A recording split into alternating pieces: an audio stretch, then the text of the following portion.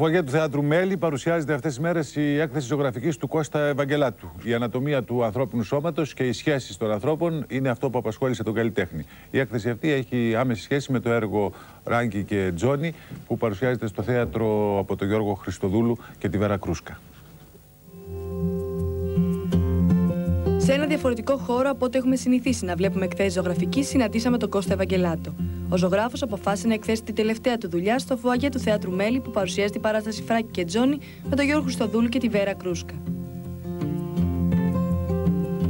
Ο χώρος αυτός ταιριάζει απόλυτα στον καλλιτέχνη αντί κάποιες γκαλερί, γιατί πολύ απλά η παράσταση έχει άμεση σχέση με τα έργα του.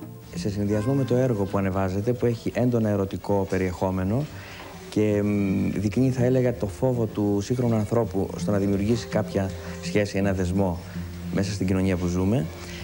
Τα έργα μου, επειδή ακριβώς πηγάζουν μέσα από τα βιώματα και τις καταστάσεις που δρούν μέσα μου και γύρω μου, νομίζω ότι είναι μια πολύ καλή περίπτωση να παρουσιαστούν στον χώρο του θεάτρου.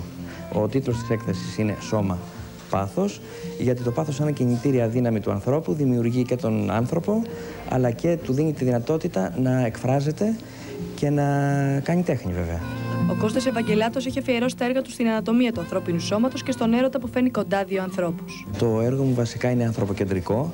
Έδωσα βέβαια έμφαση από νωρίς στην ανατομική μελέτη του ανθρώπινου σώματος, του γυμνού, και μέσα από διάφορες φάσεις και διάφορες επεξεργασίες αναδεικνύω το ανθρώπινο σώμα. Στα έργα του χρησιμοποιεί έντονο χρώμα που εκφράζει τις καταστάσεις που βρίσκονται οι άνθρωποι που ζωγραφίζει, δίνοντας έτσι χρώμα στο πάθος και στα θέλω μιας σχέσης. Το χρώμα έχει, θα έλεγα, εξπρεσιονιστική διάσταση στο έργο μου.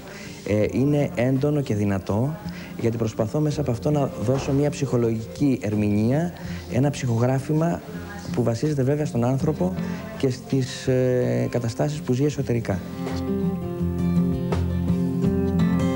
Ο καλλιτέχνης, εκτός από τη ζωγραφική, έχει γράψει και ένα βιβλίο με τον τίτλο «Ιδεογραφική Σμήλη» με κοινό θέμα με τα έργα του.